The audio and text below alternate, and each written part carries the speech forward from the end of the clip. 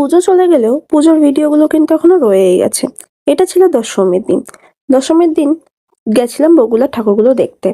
টোটো ধরে লাইটিং দেখতে দেখতে সোজা চলে গেছিলাম এই প্যান্ডেলটাই, যেটার ক্লাবের নাম তো আমি জানতাম না, কিন্তু প্যান্ডেলটা ছিল সত্যি খুবই সুন্দর।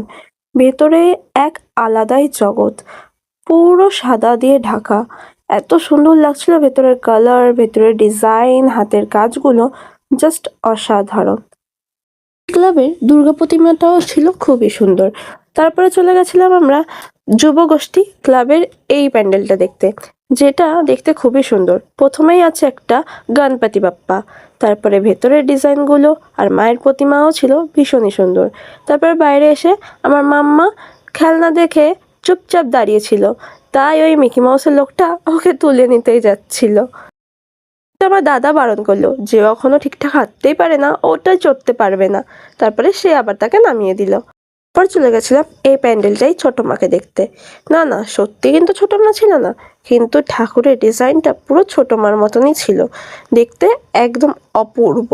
আর এই প্যান্ডেলটা গিয়ে আমাদের সাথে যা হয়েছে তা আর কি বলি। আমার বৌদি এখানে বসতে গিয়ে চেয়ার ভেঙে পুরো পড়েই গেছে, যেটার ভিডিও আর করা হয়নি। তারপর চলে গেছিলাম টাউন ক্লাবের এই প্যান্ডেলটাতে, যেটা দেখতে বাইরের থেকে খুবই সুন্দর ছিল।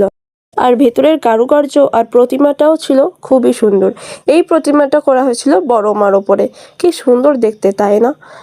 এখানে আমার মাম্মা একটা খেলনার দোকানে আসে, কি কিনবে বুঝতেই পারছিল না, তাই আর তাকে কিছু এখান থেকে কিনে দেওয়া হয়নি।